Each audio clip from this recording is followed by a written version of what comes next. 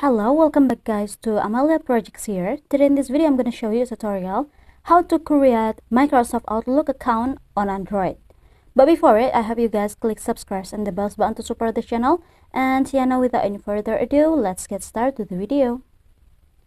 Well guys, first thing first here, of course you just have to make sure that you already downloaded the application like this for the Microsoft Outlook. Just tap on it and also make sure that your phone is already connected to the internet. And after, I'm gonna tap on a create new account.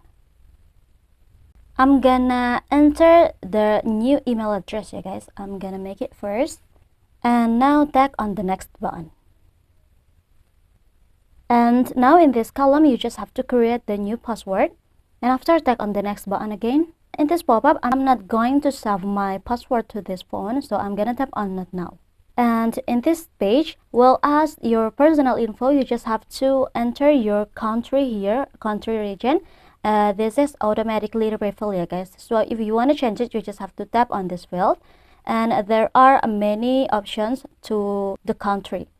And here I'm still going to use this Indonesia. And after here for the birth date, I'm gonna enter it first, the 1st January 2000.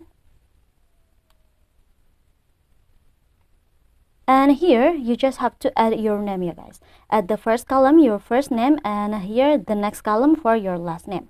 Here I'm gonna refill it first, and after again and again you just have to scroll a little until we'll find here the next button. And this is for confirmation, you guys. Just press and hold the button here. I'm gonna press and hold the button right here until it's full. This is for confirmation that we are really human, you guys, not a robot or AI. And if you're done, you just have to wait for a second. It will go to the next page. And after, in this page, you can add another account, you guys. But if you don't have any account for the Microsoft Outlook, you just have to tap on this maybe later. And now tap on the next again. And in this page, I'm gonna tap on accept. And after, tap on continue to Outlook.